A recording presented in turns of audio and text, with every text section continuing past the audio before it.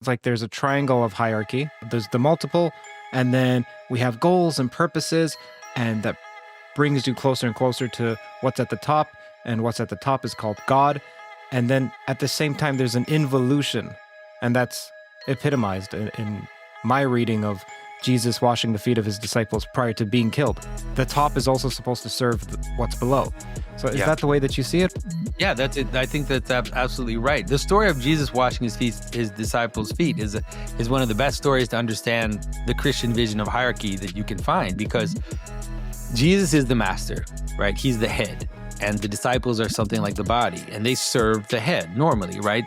Jesus is the master. He tells them what to do. They do it. They follow him. That's a normal way you would understand hierarchy, like military hierarchy, right? The commander says what to do, and you do it. Now, Jesus does this weird thing, which he says, okay, now I'm going to wash your feet. I'm going to lower myself below you, and I'm going to wash your feet. And then, you can imagine Peter could have said something like, well, it's about time. Right, it's about time that you lower yourself to our level, and become equal to one of us. But Peter doesn't react that way. He says, no. Like, no, how could you? Like, how could you do that? And then Jesus really shows you what Christian hierarchy is. It's something like, actually, Peter, I'm the boss. I decide. Now let me wash your feet.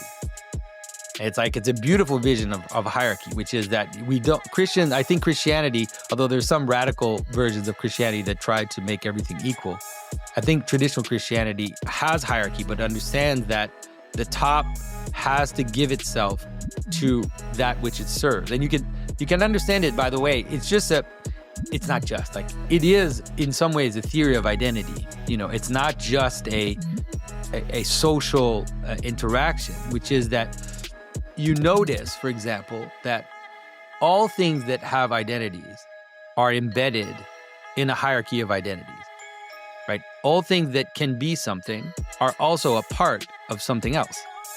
And it's actually almost necessary, right? It's like if I recognize a fork, there's no reason for a fork besides that it's used for eating, and that it participates in a meal, and that meal participates in a society. All things that we recognize as having identity embed themselves in higher forms, even if it's just like how a molecule embeds itself in a bigger being, or like an atom embeds itself in a bigger cluster, right? So it's these scaling identities.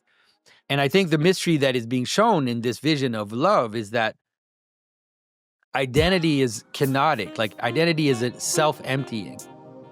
That it's not the idea that identity is something that you can hold on to and that makes you powerful and strong. It's that in order for identity to be what it is, it has to empty itself. And it has to empty itself in two ways. It has to give itself up, right, to its higher participations, right? And you can understand that as a form of sacrifice, it kind of gives itself up. Okay. And then it also has to give itself down to the things that constitute it. It has to serve the things that constitute it, or else if an identity doesn't serve the things it constitute, then it can't hold. So the self-emptying is something you have to do, because you said that we can also identify something. So are you saying that in order for this bookcase in front of me to be identified, this bookcase needs to also self-empty, or I need to self-empty to it? It has to self-empty. I think that's actually how identity functions, right? It's like if I recognize a fork, it's used for eating. If, for example, part of that fork is poison ivy, then all of a sudden, I'm going to start to care about that, and I'm going to start to identify it in a different way. I'm going to start to notice that, wait a minute, it's not just all fork, there's fork, and then there's poison ivy. And that poison ivy is actually not part of the fork. I have to remove it. I have to take it out. It's used for eating. There'd be a reason why I would identify it in a different way. Adam names the animals, but he's naming them according to their nature. I'm going to notice their reality, that's part of their ontological grounding is a good way of thinking about it.